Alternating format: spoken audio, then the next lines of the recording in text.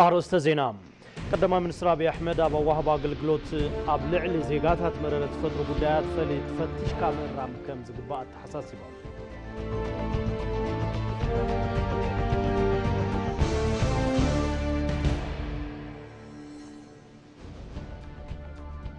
منقستي عودي والكا انفستمنت نمعماي بعتو بيسرح مهلاو منستر جنزب أحمد شدي قال لي صار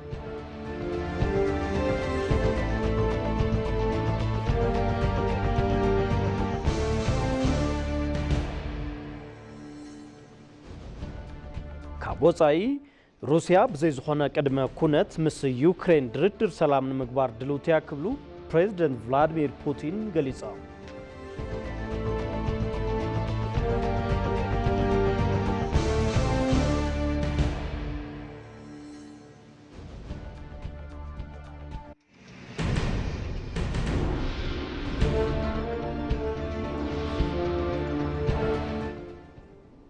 على تسنبت عصر شعات ميازيا كل تشحن عصر شعاتنا متمرت قطري ساعات شعاتنا نباقوم تدالو ما دزينا اي تي في تقرنيا حيزنا لكم قريبنا لنا كما يتعلو كبرات تملكتي مزيناتات قيتاتشو اللهم مساخم كصنحي سناي مكتال نكون لكم تمنيتنايو فلما حصرت زيناتات منغستي عودتات ترانسبورت فاينانس نقدي حرشان انرجين حويسو عودي والكا انفستمنت نمعباي قراص كم زخونه منستر جنزب احمد شدي غليصام قلنا قلني أبو واشنطن دي سي سالت زلو عمتاو أخيبا وان صدام جروب بانك عالم لختكال جنزبن بايت أحمد شدي استمرحل علواي قجل الأخ إثيوبيا مسوانا دايركتر عالم لخا كوربوريشن فاينانس ماكتار ديوب زتيو أبتي زتب زعبا إثيوبيا تكبراو تقبرو زلا ريفورم إيكونومين إنفستمنتن عودي ولك أن من قحز سالتو زلو من محايشتاتن زتيوم ايت احمد شديت ايكونومين ممعبال تكبراو زغبر زلو هاجر بوقول ممحايشي ماكرو ايكونومي ملكيتوم غلص ازغبر انتخون عداغا زمرحو ايكونومي مرغاز زي تمزغبه زلعلا فصاصمام ارديوم منغستي عودتا ترانسبورت فاينانس نقدي حرشان انرجين حويسو عوديول كا انفستمنت نمعباي قراص كم زخنون ارغاغيصام ابزحزي وانا بإثيوبيا نعودي ولقاز تزرغ حمچو كنتات ماكرو ايكونومي بقمت بمئتاو أبي إثيوبيا تقامن وسانن إنفستمنتات نمدقاف إتي كوربوريشنز قبرو صعري بزبلت أن متنخار أبزخ للو أون ذاتيوم تومونا دايركتر بوغنوم إثيوبيا أبي إنفستمنت متشو كونتات نمفتار تقبرو صعري بمناد مهدار إنفستمنت بزبلت أن ممحياشن عوديو الكاز مرحو كل مداوي لمعات نمتنخارن كتصال نتزلو صعري أدلايو يلام تي كوربوريشنز قبرو أدلاي دقف تكنيك حتى نخيرو نمغتصال زلو أماراتات بمتكام أبي إثيوبيا أبز جبر سعرتات إنفستمنت دقف نمقبارن زلو قراصنت حبيرام كلتيوم وقنات ببركي تكنيك تقراريبهم بمسراح أب بروجكت إنفستمنتن أقدستي عدلات إنفستمنتن بزلو متحببارن متنخار كم سسمامعون حبريتا منستر جنزبي ملخد بتزامادي زينا منستر جنزبي تحمد شديمس منستر عالم لخاو عبيت إنجليز بارونوس تشابمان زتيوم إثيوبيان إنجليزن أف إنفستمنتن نقدن زلون متحببارن مبراق تسمامعهم كابزي بتوساخي قلنا قلني أبو واشنطن دي سي زسالت زلو عمتها وأخيبا وان صديا جروب بانك عالم الختكال جنزبن بايت أحمد شدي استمرحل على وجللوخ مس حلفتي بيت عيو قمجا منقستي أمريكا زتيوم تي لوخ قجلا مس مكتل صحفي بيت عيو قمجا إيريك ماير كلتاون عالم الخاون متحببارات هيبهم حسابهم تلواويتام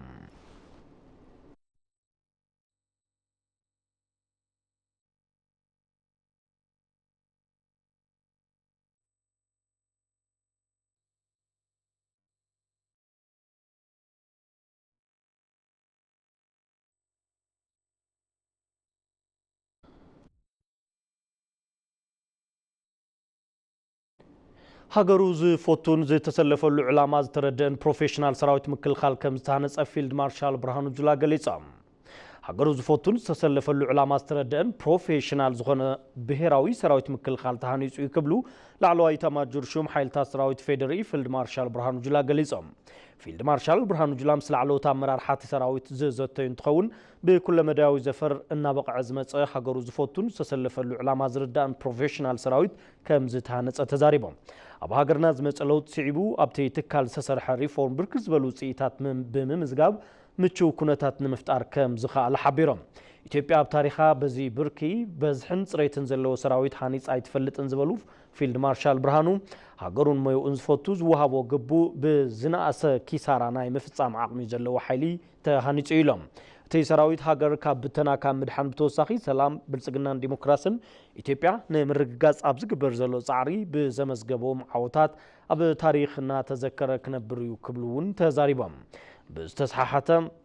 ስልሒት ናብ በረኻ ከይዶም ዝነበሩ ብ10,000 ዝቁጸሩ ዕጡቓት መንገዲ ሰላም ብምኽታል ኢዶም ንሰራዊት ምክልኻል ሃገር መሃቦም ብምግላጽ ኣብ ዝተፈላለዩ ከባብታት ዝንቀሳቐሱ ዝነበሩ ዕጡቓት ካብ ዝኾነ እዋን ንላዕሊ ከም ዝተዳኸሙን ኣብ ልዕሊ ጻውዒት ሰላም ዘይተቐበሉ ዝተጀመሩ ስጉምታት ተጠናኺሮም ከም ዝቕጽሉን ምግላጾም ሓበሬታ ሰራዊት ምክልኻል ኣመላኺቱ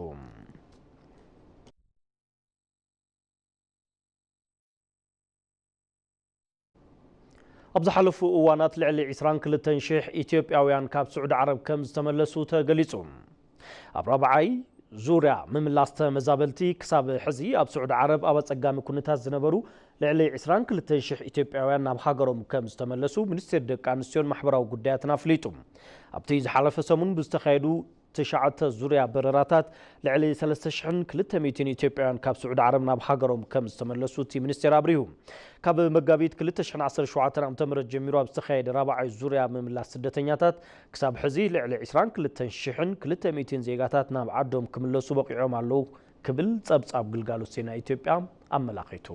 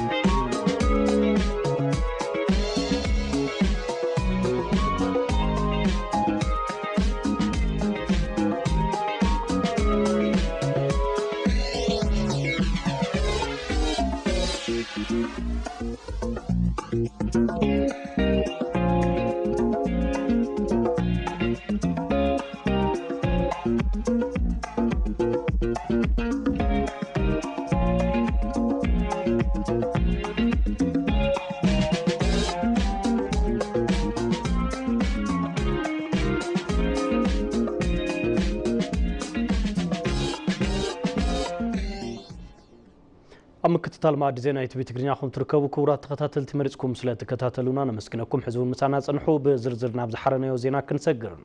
ቀዳማይ ሚኒስትር አብይ አሕመድ ኣብ ኣዋህባ ግልጋሎት ኣብ ልዕሊ ዜጋታት መረረት ዝፈጥሩ ጉዳያት ፈትሽካ ምእራም ቅድሚት ዝወሃቦ ጉዳይ ክኸውን ከም ዝግባእ ተሓሳሲቦም እቶም ቀዳማይ ሚኒስትር ቅልጡፍን ዘመናውን ግልጋሎት ዝህብ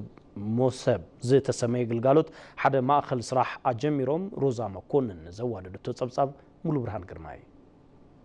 كم هاجرنا تزجبرو كم من جزء له ريفورمتات أو هوا قلقالو سيفيل سيرفيس نبقى للتعفن زمنوينات مقيار حدا يو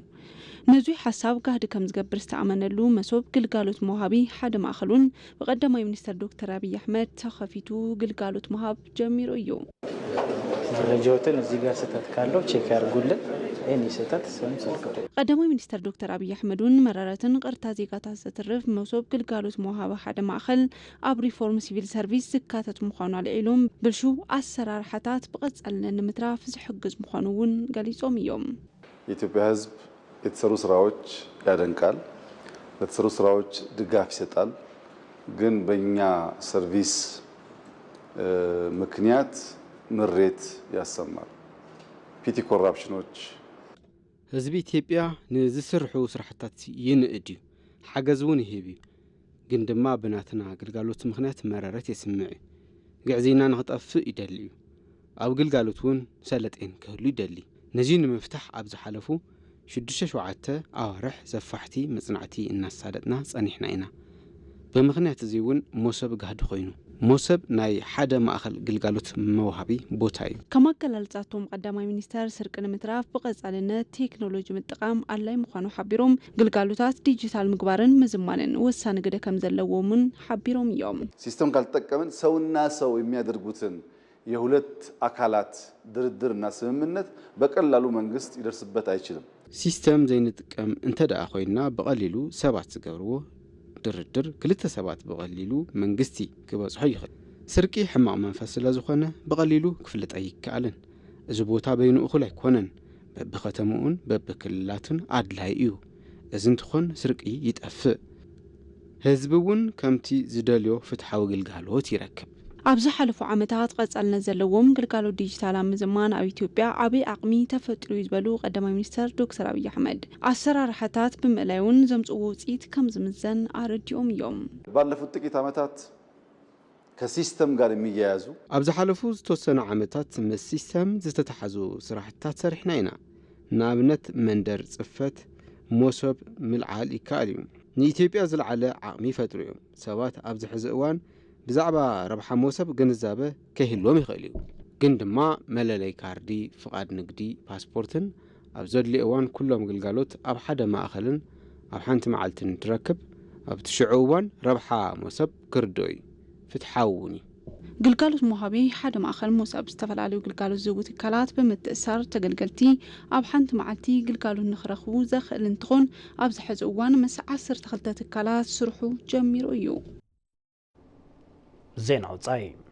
ሩስያ ብዘይ ዝኾነ ቅድመ ኩነት ምስ ዩክሬን ድርድር ሰላም ንምግባር ድልውትያ ክብሉ ፕሬዚደንት ቭላድሚር ፑቲን ገሊጾም ፑቲን ነዚ ዝገለጹ ፍሉይ ልኡኽ ፕሬዚደንት ዶናልድ ትራምፕ ስቲቭ ዊትኮፍ መበል ራብዓይ ዑደት ሞስኮ ድሕሪ ምግባሮም እዩ ቭላድሚር ፑቲን ምስ ስቲቭ ዊትኮፍ ኣብ ዝገበርዎ ዘተም ብወገን ሩስያ ብዘይ ዝኾነ ቅድመ ኩነት ምስ ዩክሬን ዝግበር ድርድር ንምቕጻል ድሉ ምዃኑ ምግላጾም ወሃቢ ቃል ክሬምሊን ዲሚትሪ ፔስኮቭ ንመራኸብቲ ሓፋሽ ተዛሪቦም እቶም ፍሉይ ልኡኽ ምስ ፕሬዚደንት ቭላድሚር ፑቲን ድሕሪ ምዝታዮም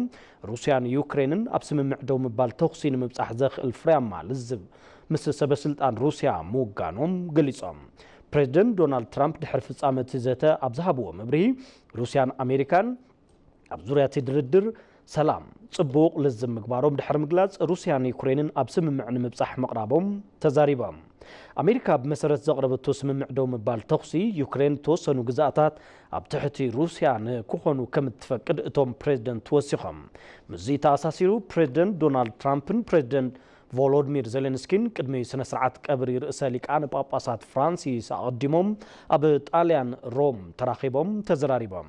ክልቲኦም መራሕቲ ኣብ ዩክሬን ዘሎ ኩናት ደው ንምባል ኣብ ስምምዕ ንምብጻሕ ዕዉት ልዝብ ምክያዶም ዳይሬክተር ኮሚኒኬሽን ዋይት ሃውስ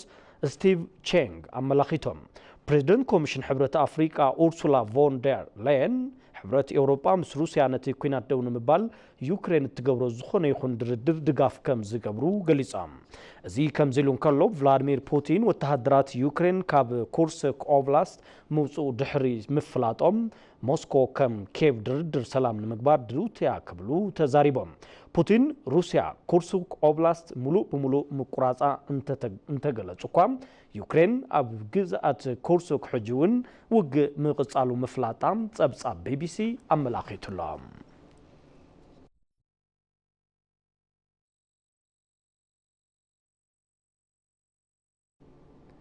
ኣብ ወደብ ኢራን ብዘጋጠመ ልዑል ምፍንጃር ቁጽሪ ሞቲ 25 ከም ዝበጽሐ ተገሊጹ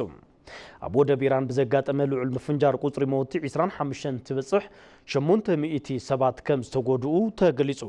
እቲ ሓደጋ ትማሊ ንግሆ ኣብ ደቡባዊ ባንዳር ጥቓ ከተማ ኣባስ ኣብ ዝርከብ ወደብ ንግዲ ሻሂድ ራጃኢ ዘጋጠመ እዩ በቲ ሓደጋ ኣብ ቀረባ ዝርከቡ ህንጻታትን መኻይንን ጉድኣት ዝበጽሖም እንትኾኑ 6 ሰባት ናብ ዝበጽሕዎ ከም ዘይተፈለጠ ቢቢሲ ጸብጺቡ ፕሬዚደንት ኢራን ማሱድ ፔዜሽኪያን ብዘጋጠመ ሓደጋ ዝተሰምዖም መሪር ሓዘን ብምግላጽ ንስድራ ግዳያት ጽንዓት ተመንዮም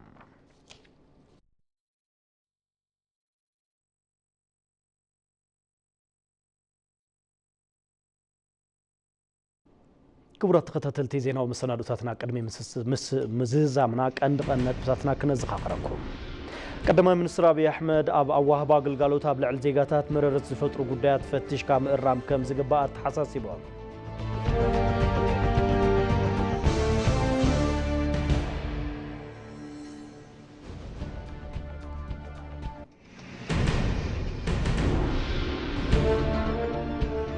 መንግስቲ ዓውዲ ውልቀ ኢንቨስትመንት ንምዕባይ ብዕቱ ቢሰርሕ ምህላው ሚኒስትር ገንዘብ አሕመድ ሽዴ ሓቢሮም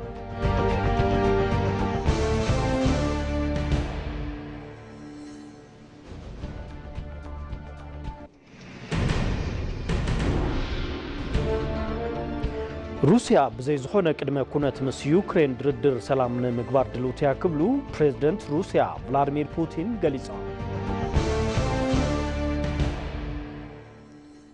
ክቡራት ተኸታተልቲ ንሎሚ ናባኹም ዝሓረናዮ ማዕድ ዜና ኢቲቪ ትግርኛ እዚ ክትከታተልዎ ጽናሕኩም ምስል ነይሩ ስለምክታልኩም ነመስግን ጌታቸው አሎም ምስ መላእ ሰው ሞያ ስቱዲዮ ሓቢረኩም ነይራ በብዘለኹሞ ሰላም ንክትኾኑ ትምኒትና እዩ